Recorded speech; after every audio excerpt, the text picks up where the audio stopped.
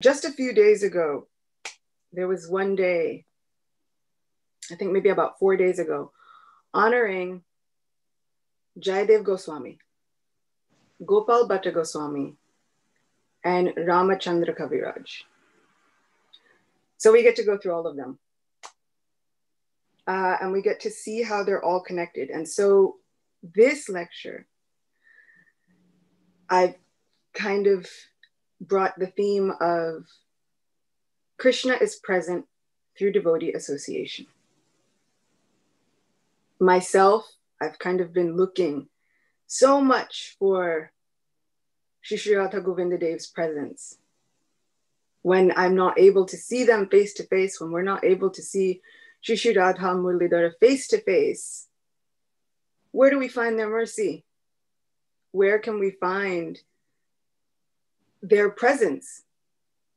And through looking at the lives of these Vaishnava Acharyas, it became really, really evident that Krishna's presence is undoubtedly there in devotee association. So we begin with Jayadev Goswami. Several centuries before Lord Sri Chaitanya Mahaprabhu makes his advent, there is Jayadev Goswami. Born to a Brahmin family in Odisha, he is a poet. He is a wonderful singer and composer. And he has been living his life kind of free from any worldly attachments. He's been able to just focus on chanting the names and the glories and the pastimes of Lord Jagannath. And nothing makes him happier. One day, a man comes to his door and he says, "My daughter is of marriageable age, and I hear that your name is Jayadev, and so I am giving my daughter to you in marriage." Jayadev is a little bit appalled. He says, "I don't recall asking for anyone's hand in marriage. I didn't desire this. This wasn't what I wanted." The man says, "Well, I prayed. I said, my daughter has come of marriageable age. Oh, Lord Jagannath, what should I do? I went to sleep and I had a dream. Lord Jagannath said, my devotee, Jayadev, is living and he's immersing himself in just chanting my names and glories. He'll be a suitable husband for your daughter," whose name was Padmavati. "You should take her to him." So this man says, "Now I've brought her to you." And Jayadev says, "Well, I still had no desire. I don't even know how I'm going to take care of her. I have no formal job and all of these things. I'm not a householder at this point." The man says, "Lord Jagannath himself has made arrangements for this marriage." And without any further discussion, the man turns around and leaves. So now Padmavati is there. And Jayadev has no choice but to accept her. And she even pleads with him. She says, as Lord Jagannath himself has ordained this marriage, I cannot see myself accepting anyone else other than you. And she says, if you do not accept me, I'll just end my life right here at this very moment. And so Jayadev decides to accept her from that very moment. And they live their lives, and she's completely devoted to helping out Jayadev however she can. She happens to be a wonderful dancer. And so as he composes beautiful songs and poetry in recitation of Lord Jagannath and the wonderful pastimes of Shri Radha Krishna, she then composes wonderful dances to go along with them. In time, Jayadev Goswami composes the Gita Govinda, which explores some of the deepest, esoteric, most incredibly filled pastimes of Shri Radha Krishna. And within these pastimes, Radharani is not very happy with Krishna. She feels as though she has been taken advantage of by his deceit and by his very many betrayals and treachery. And he tries very many ways to placate her. He says so many things. I don't know why you'd think that I've been unfaithful. I only think about you. If there's ever been anyone, I've only spoken to them about you. How could you think that I could even, in my mind, that there could even be anyone else ever present? Srimati Radharani, however, is firm. And she no longer wants to hear any of his excuses. And Jayadev Goswami is writing out these very many verses. And finally, in order to eradicate her anger, Sri Krishna finally says, just place your foot upon my head. And somehow by doing so, it will eradicate the poison of separation from you. Jayadev Goswami gets to this last line, just place your lotus feet upon my head, and he freezes. My Lord, my Krishna is the Supreme Personality of Godhead. How could he be asking someone else to place their foot upon his head? And even if he did so, me as a poet, how could I write this line and express this? Is this my own speculative thinking? Or is this Sri Krishna's own desire? The poet Jayadev begins to doubt himself. He begins to think, how can I write something that might, in someone else's eyes, diminish the supremacy of my Supreme Lord? Here he is, ready to fall down at the feet of someone else. I know the true nature of Sri Sri Radha Krishna, but others may not. How could I possibly put this into writing and immortalize this one esoteric and somehow possibly confusing point? Something that would possibly create controversy between devotees for times and eons to come. Jayadev thinks, I can't do it. Instead, he decides that it's better to come back to his work with a very cool head. So he thinks, I'll go take my afternoon bath. I'll have lunch, and then I'll return, and I'll think better. Things will be clearer then. He tells Padmavati that he's off for his afternoon bath, and he leaves. Several moments later, he comes back. And Padmavati says, I thought you just left to go take a bath. You couldn't have gone and come back that quickly. He says, no, I was going to take a bath, but I remembered something extremely important. Let me finish something here, and then I'll go. Says, okay. And so Jayadev retires into his inner study, writes some few lines, and then he comes back out. Now it's perfect. I feel better. But now I'm very hungry. Padmavati, usually I would take my bath and then have lunch, but now today I'm too hungry. You have to feed me.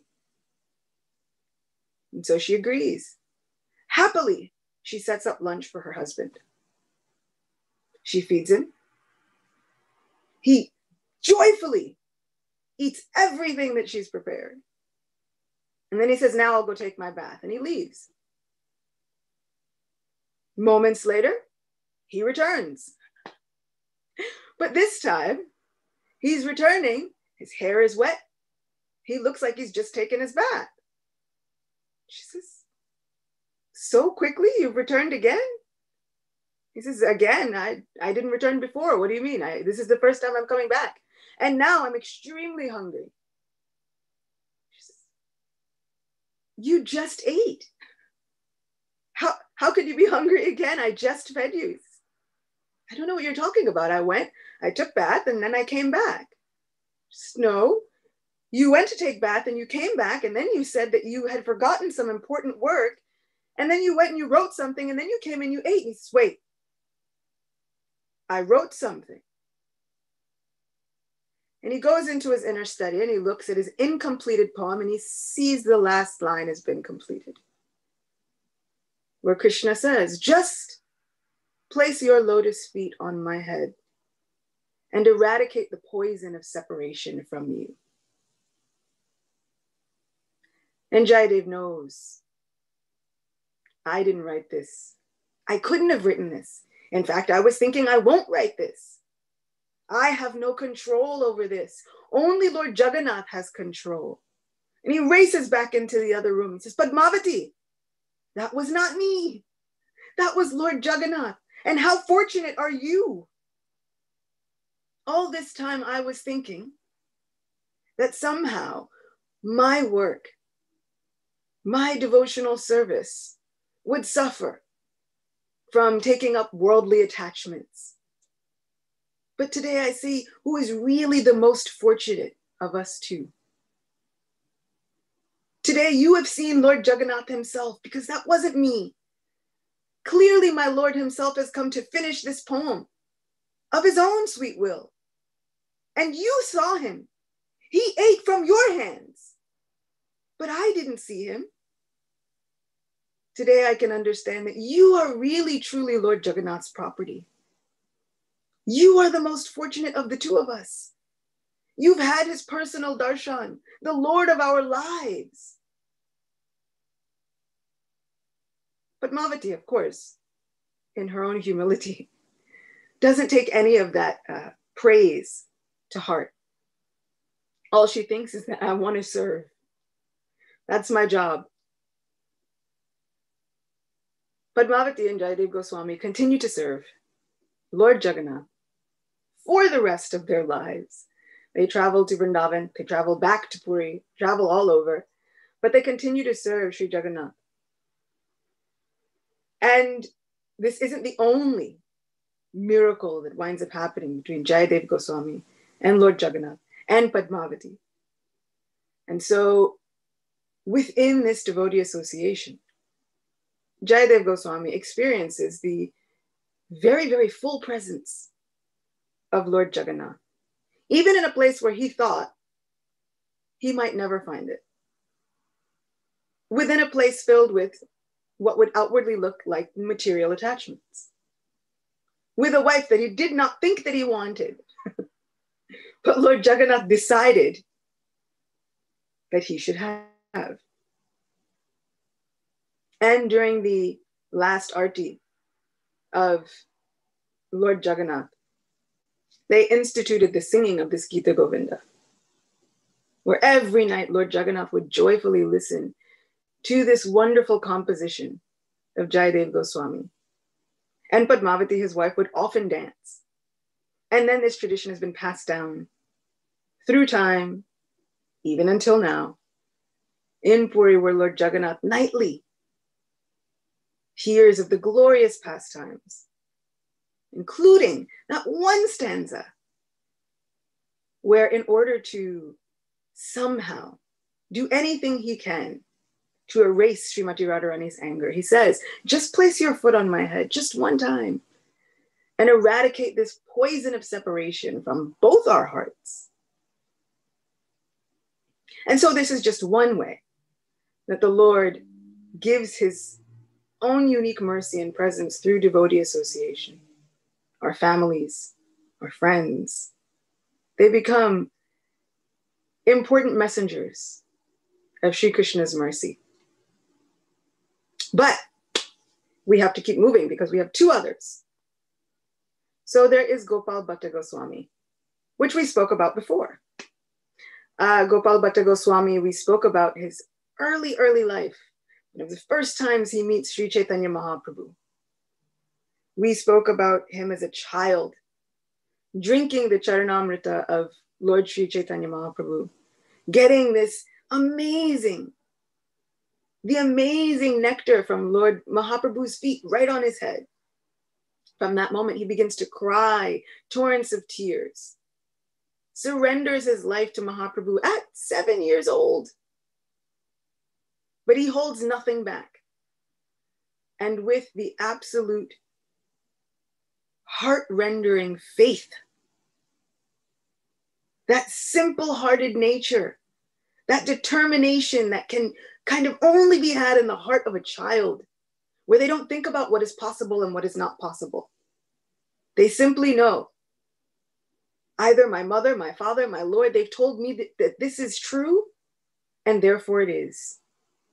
he surrenders himself to Mahaprabhu. And he yearns to see Mahaprabhu as Nadia Bihari, as the wonderful hero of Navadvip, as the wonderful prince of all of Mayapur, Gaura Chandra, because now he's seeing Mahaprabhu as a sannyasi, with shaved head, with a lungi, with simple dress. But he's heard stories. He's heard of the way Mahaprabhu used to dress, with bangles and armlets and necklaces and garlands of forest flowers, looking more splendid than millions of moons. He's heard of Gaurachandra's beautiful curling locks of hair that would grace his shoulders with malati flowers, beautifully adorned by all of his disciples and associates. And little Gopal Bhatta yearns to have this darshan of Mahaprabhu. He thinks, how could I have missed it? Why was I born in this time where I don't get to see Mahaprabhu looking so wonderful and fancy, swaying and dancing through the town of Navadvip from morning till night, just giving love of God with nothing more than a glance. And in a dream that was not a dream, he sees this vision of his very own heart's desire. The tremendous sound of the kirtan of the holy name.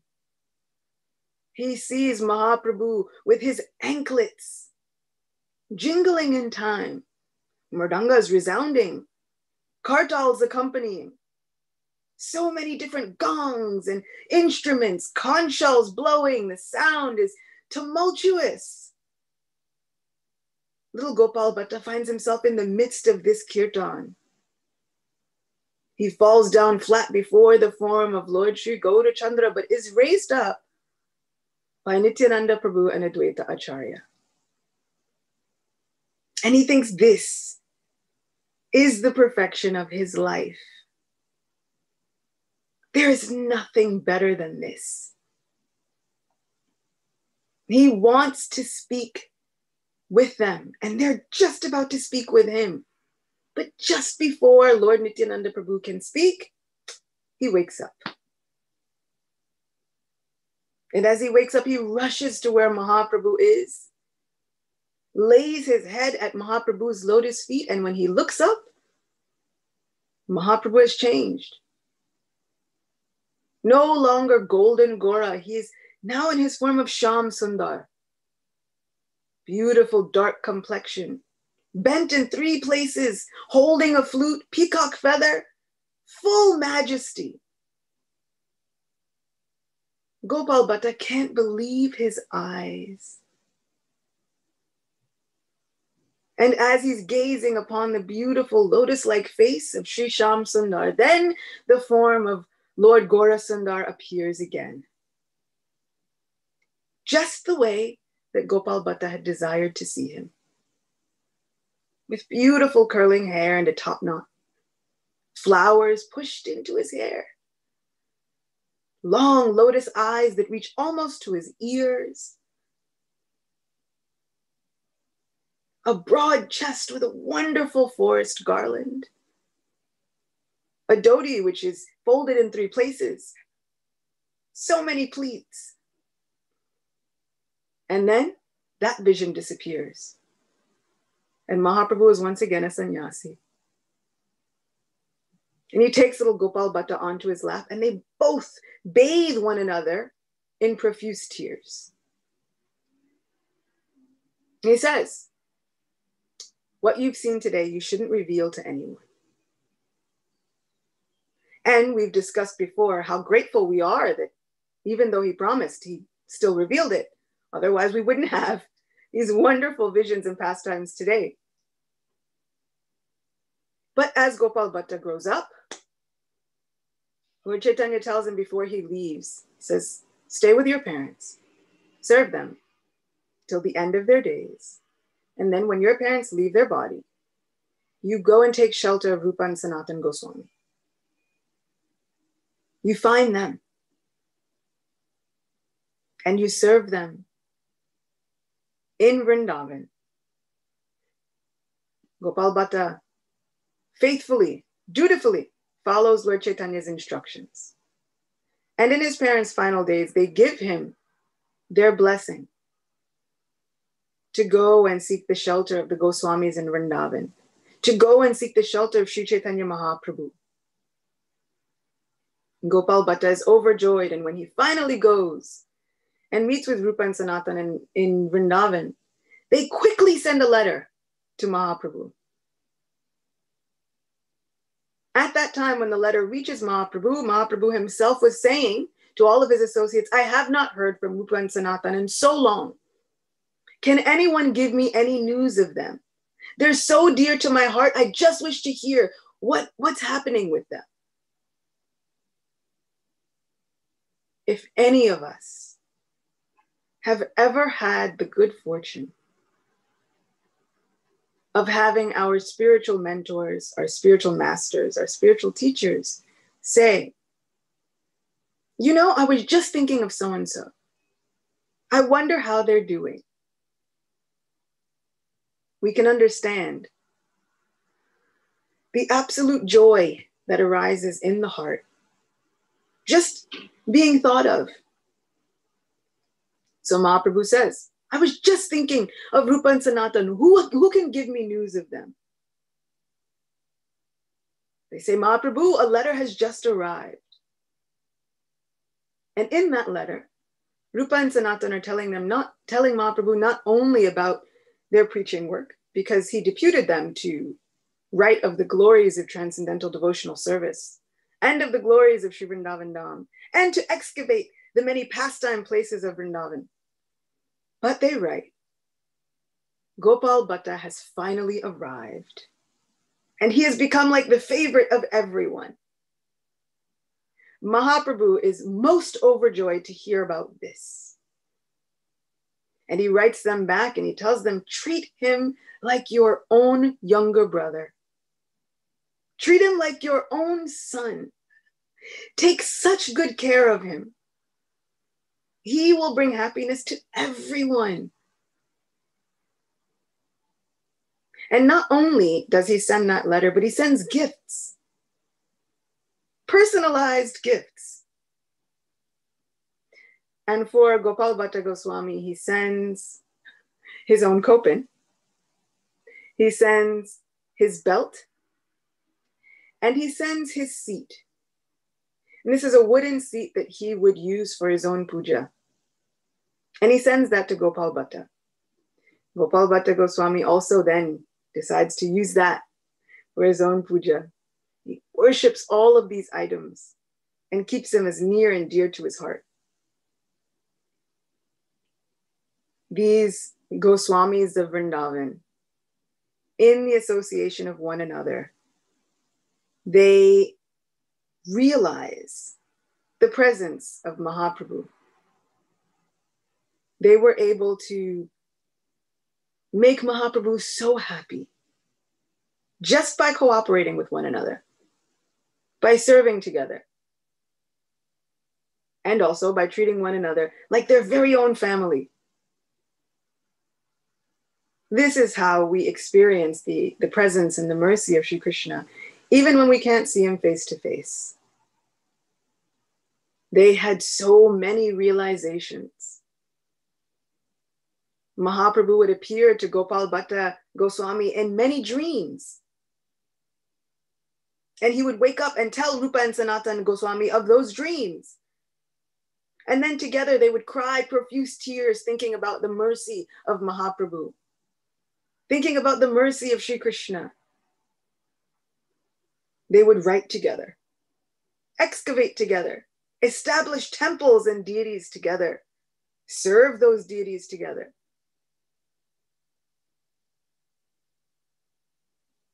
This is how we really find Krishna. When we feel as though for some reason or other, we can't see him face to face, because they actually didn't see Mahaprabhu very much face to face after this. What they had most to rely on to keep them going through the rest of their service was their association with each other. And it became so important for them that they became such good friends, spiritual companions. This Krishna consciousness is a place filled with spiritual companions, which is something that I really love about it. If we are willing, and if we want to, we can take advantage and take shelter of our spiritual companions, and we can know for certain that Krishna is there. Mahaprabhu would often promise that he will be there when certain devotees sing, when certain devotees dance. He will make sure that he is there. When Narottam Das Thakur has the first Gaur Purnima festival in Ketrigram with Janava Devi, all of the devotees assemble, having one another's association, and a miracle occurs. The whole Panchatattva, who had previously departed the earth and ended their pastimes, they reappear. And they begin to dance in the kirtan of all of these exalted devotees, constantly singing the names of Gauda Hari. How incredible. Just through the association of others. When we join together in kirtan, when we join together with japa, when we join together even looking at a virtual darshan, we should know that not only are we all present with one another together, but Krishna personally makes his appearance.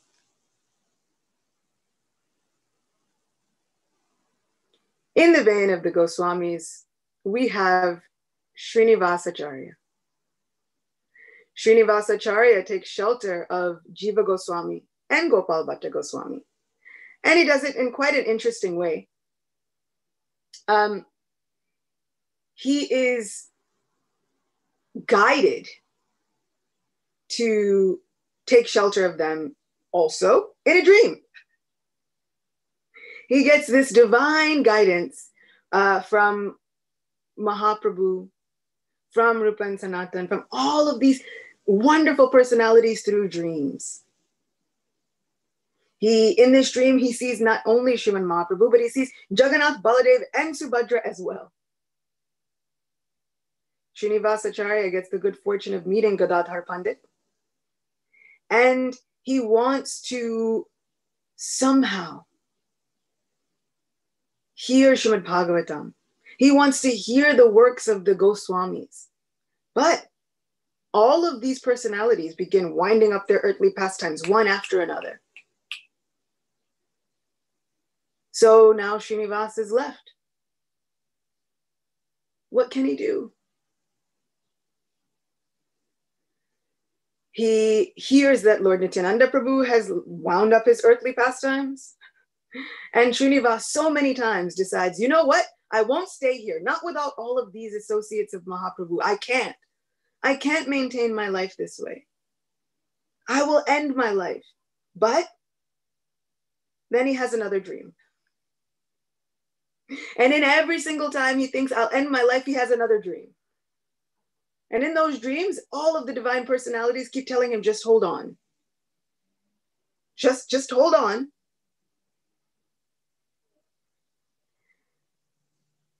Srinivasa Acharya arrives in Brajdam. And he goes to so many different places. Finally, when he arrives in Brajdam, he is so eager to see Rupa Goswami, Sanatan Goswami, Kashishwar Pandit, but they've all disappeared.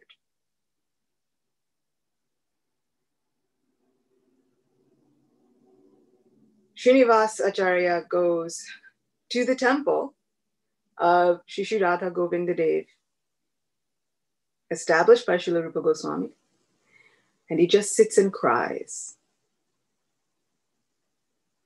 Srila Jiva Goswami and Gopal Bhatta Goswami, along with Raghunath Das Goswami, were all still living. And they go and they get him. They go to the temple of Radha Govinda Dev and they get him, and he's so despondent. But they tell him, we are still here.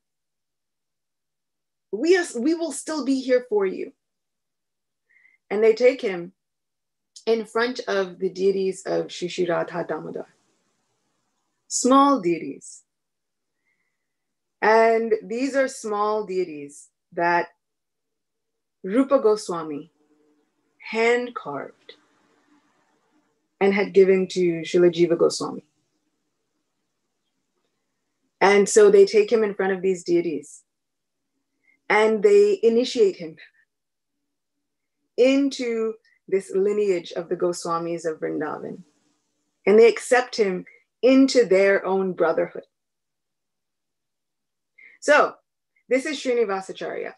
Why do I say this? Like, why do we give this whole story about Srinivasa Acharya? Because not only does Srinivasa Acharya take shelter of Gopal Bhatta Goswami, which is our link to our last Acharya that we spoke about, but Srinivasa Acharya happens to be the guru of Ramachandra Kaviraj, the last personality that we were going to speak about in this session. Ramachandra Kaviraj was born in a family of physicians. And he was going about his life mostly like normal. However, one day he's getting married and he has a large wedding. So says Bhakti Ratnakar. Very large wedding, done elaborately, opulently. And on the way back from his wedding, he's traveling in a palanquin. And not only is he traveling in a palanquin, but his bride has another palanquin. And as he's traveling in this palanquin, he's passing and he hears the glorious narrations of Krishna Katha. And he hears them. And it's not just the narrations of Krishna Katha, but the sound of the voice narrating them, which calls to him. A voice that makes him think, I have heard this voice before. This voice feels like a part of my very own soul. Who is this? And he peeks out of the curtain of the palanquin and he looks, and on the veranda, just far away, just far enough away to see, is Srinivasa Acharya speaking the glories of Krishna Katha. And that is the sound, and that is the voice which calls to Ramachandra Kaviraj. And even though he's journeying back from his marriage and all of these things, the only thing he can think of is, I have to find out who that is. I have to find out what this is that I've heard. And once I find out what it is, I have to give my life to it. As everyone is talking about the way the marriage happened, the wonderful wedding procession, all of the things that Ramachandra Kaviraj, he has beautiful young wife, and all he can think of is, I have to find out who that was. So he searches, and he finally he finds out that this was Srinivasa Acharya. Srinivasa Acharya accepts him and initiates him into the chanting of the Maha Mantra. And Ramachandra, who was Ramachandra Sena, and he has a brother named Govinda, which I think all families should have at least one. So there's Ramachandra and Govinda Sena. And he was quite proficient in writing, in poetry. And as he becomes very dear to all of the assembled Vaishnavas, they give him the name Kaviraj, King of Poets, which incidentally, there are 8 others. So we know we have Krishnadas, right? Our wonderful author and compiler of Sri Chaitanya Charitamrita, but we have Ramachandra Kaviraj. Not just him, but his brother Govinda also gets the title Kaviraj. So there are 8 of these well-known Kaviraj poets of the time. But Ramachandra Kaviraj becomes the best friend, the spiritual companion of Srila Narottam Das Thakur. They live near one another till the end of their earthly pastimes. They become inseparable. Again, here's our devotee association. That one thing that seems to help us hold on when we are missing all else. Srila Prabhupada often says that faith in Krishna comes from devotee association. That faith that we might not have even in Krishna's mercy, we can get it from devotee association. We've been hearing this as a theme nonstop through many of the lives of our Vaishnava Acharyas. Somehow they do something and they miss the boat of Mahaprabhu's mercy, and then they come in contact and they serve the devotees, and through that devotee association, they gain this unflinching, unbreakable faith. And then Mahaprabhu's mercy comes flooding back into their lives, just when they thought they had missed it. This devotee association is the only thing that kept Srinivasa Acharya going when he decided, everyone has left me. I can't hear Bhagavatam from Gadadhar Pandit. I can't get the association of Nityananda Prabhu. I can't get the association of the Panchatattva, but this devotee association kept him going. And he was needed. After all, who would have initiated our Ramachandra Kaviraj? And Ramachandra Kaviraj, he finds his association with Srila Narottam Das Thakur. In fact, in the very last stanza of the beautiful bhajan, Shri Krishna Chaitanya Prabhu, Doya Koromore, at the very end, Narottam Das Thakur mentions his best friend. O Srinivasa Acharya, successor to the 6 Goswamis, please be merciful to me. Narottam Das always desires the company of Ramachandra. This is the Ramachandra Kaviraj that he's speaking about, which I really enjoy. Not only was he so attached to his friends, but he's going to write him in the poetry. He's going to immortalize it in song. This is how important our friendships, our relationships, our association is for us. If we journal, when we pray, we should mention our friends. We should pray for them. We should make sure that we immortalize these moments, because Krishna is sending his mercy. Krishna is actively expressing his presence through our association with our dearest devotees and associates, whether they be spouses, whether they be family, brothers, sisters, parents, whether they're our friends. Here is where we find Krishna's mercy. Here is where we can look into the eyes of Sri Krishna, even when we think we cannot see him face to face. These relationships don't have to happen by accident. It's not mere coincidence. Just as Ramachandra Kaviraj said, I know that voice. With everything I am, I know that voice. We know our friends. We know our people when we find them and when we see them. So we can take shelter of all of our Vaishnava Acharyas, all of our spiritual teachers and guides and mentors, and follow their example. We may not be able to eat one time a day like the Goswamis. We may not be able to sleep only 2-3 hours a day. We may not be able to write so prolifically about all of the wonders of Sri Vrindavan Dham. But devotee association, honoring our friends, that we can do. We can follow their path that way. As Narottam Das Thakur would wonderfully beautifully arrange wonderful festivals. And then when everyone arrived at the festival, he would honor each and every person that arrived as though they were the Supreme Personality of Godhead, as though they were his own guru. We can follow that example.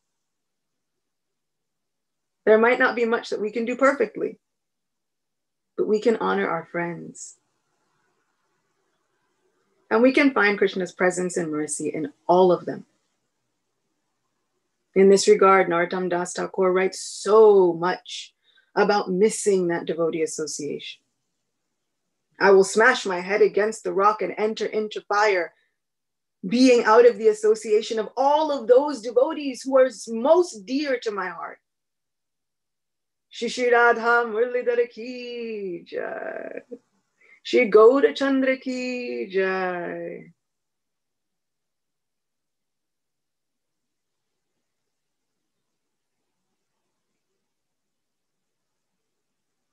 If devotee association wasn't so important, we wouldn't have these examples.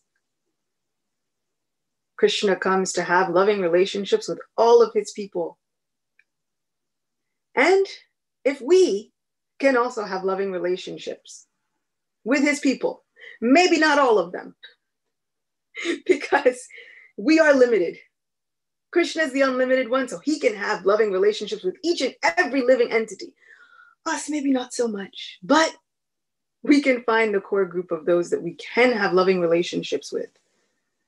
And we can honor those loving relationships. We can honor those relationships like the Mahaprasad that they are.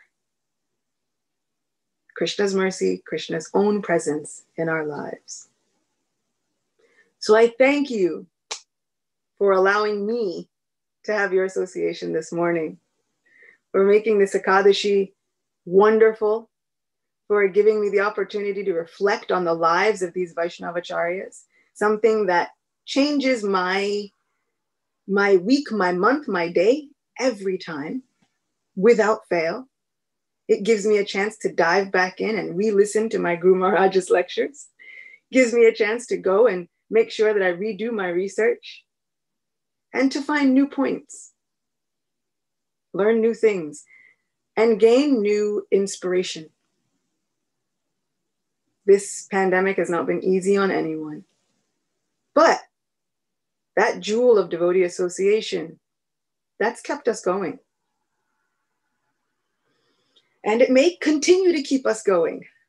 I pray to Shri Gaurachandra, Shri Radha Murlidhar, and Shri Radha Govinda Dev, that we always, always find them and their mercy in this wonderful devotee association. Thank you so much. Ananta Koti Vaishnava Vrinda ki jai.